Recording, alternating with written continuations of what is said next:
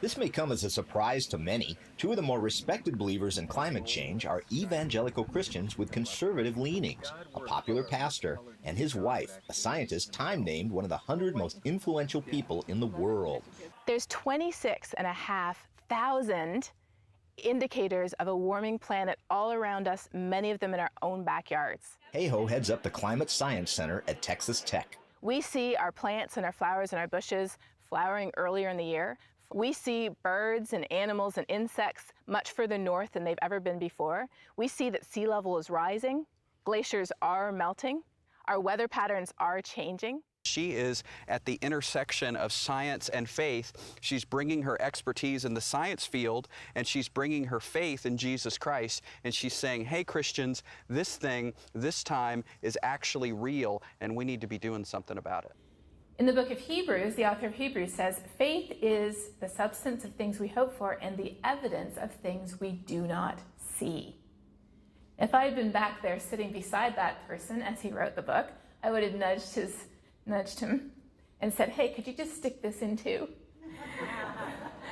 Science is the opposite. It's the substance of things that are here and now and the evidence of things that we do see. So what I've come to conclude is that faith and science are not two opposite areas, that we keep our faith here and we keep our science here and never the twain shall meet.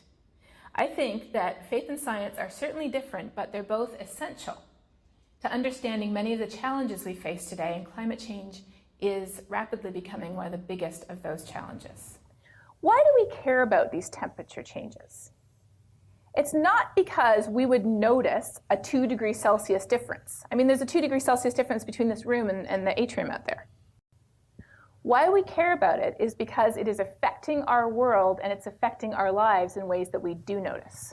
If you look around the world, you see that our weather and climate-related billion-plus-dollar disasters are on the rise. Some years are better than others, but we are seeing increasing numbers. In 2013, we hit a record number of billion-dollar disasters.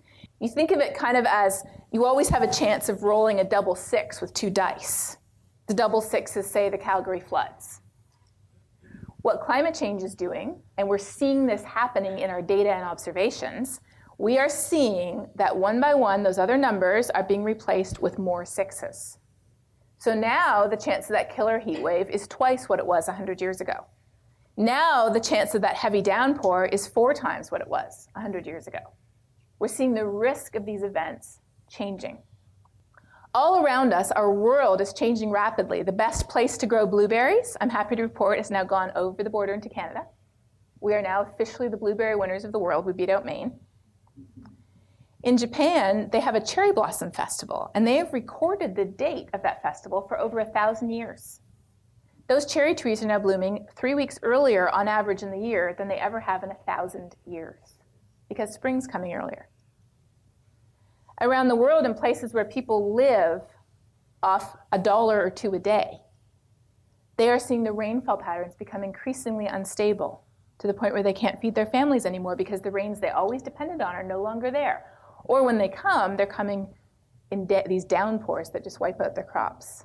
The Climate Witness website has people on it, like Augustine, who talk about how all his life and his father's life and his grandfather's life, they have planted based on the fact that they know that there's 2 seasons. They know there's a wet season, and they know there's a dry season. The wet season begins like clockwork, and the dry season starts like clockwork. Farmers could plan for what was happening. But now he says, literally, the goalposts have shifted. Over the past 20 years, it's become increasingly difficult for farmers to predict when the rain would begin, and even when it starts late, it's more erratic with higher variations than before. When we go up to the Arctic, we see what used to be permanently frozen ground melting, and the homes of hundreds of Native American villages crumbling and falling into the ocean. And all across the Arctic, we see this happening. In Alaska alone, there's almost 300 native villages at imminent risk. And when we say imminent risk, that word was not set by Greenpeace. It was not set by the villages itself. It was set by the Army Corps of Engineers. We are seeing massive heat waves around the world like we've never seen before. In Australia 2 years ago, they had this heat wave where it was so extreme they had to add a new color to their temperature map. This is 54 degrees Celsius. They had never had that before. In 2003, there was a heat wave in Europe that led to 70,000 premature deaths. That's 70,000 people died who would not have died otherwise because that heat wave was so extreme. It's also impacting our rainfall patterns. We are seeing heavier precipitation around the world and in the US. And the Midwest is one of the places that's getting hardest hit by these increases. And where I live, in Lubbock, Texas, we have had a crippling drought since 2011. But that drought has been punctuated by events like this. This is a 6-lane highway going through the middle of town. This is last September. There were SUVs underwater. When I left a couple of days ago, we had a similar event. 2 of these incredible flood events in less than a year. If we look around the world, we see 26,500 lines of evidence telling us that the planet is warming. Not our satellites, not our thermometers, not even our scientific data. This is creation telling us that something is happening. So why is climate changing? The science says it's got to be these increasing levels of heat-trapping gases because every other reason has an alibi. And even if we could think of another reason, we would have to explain how these heat-trapping gases were not trapping heat.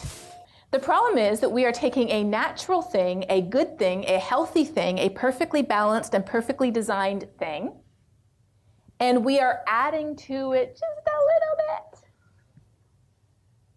So you could take medicine, and medicine is good and healthy. What happens if you take an overdose of medicine? We need food to survive. It's an essential part of being human. What happens if we eat too much food or the wrong kind of food? Paul tells Timothy to drink a little wine for his stomach's sake, but what happens if we drink too much? We know that we have things that have been given to us as gifts that we are to use in moderation, but when we use too much of them, they turn into a bad thing. We all know that. So in and of itself, this whole deal is not a bad thing. It's just that we've done too much. And that is kind of the story of our existence today, isn't it? We're never really happy with enough. We always want more. And more never quite ends up being as good as we thought it would be. And in this case, more has ended up being a lot worse than we thought it would be. If we look at where the carbon emissions come from that are driving this problem, and we add up all those carbon emissions over the last 100 years, we see that they're coming from exactly the opposite part of the world from where people live who will be experiencing the impacts of these changes. People who live on $2 a day, who use all of that money to feed their family. And when the price of food doubles, your family goes hungry. You have nothing left to do.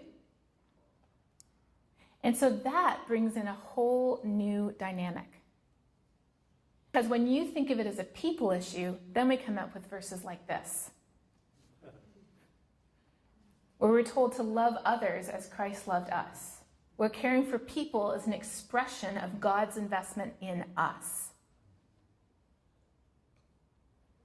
So as we say in our book, the only sensible response, I believe, is to reduce our own contribution to the problem, to care for those who are already being impacted by this today, and to love our neighbor as ourselves, because we're told the only thing that counts is faith expressing itself through love. So that's why I believe it's so important to marry our science with our faith.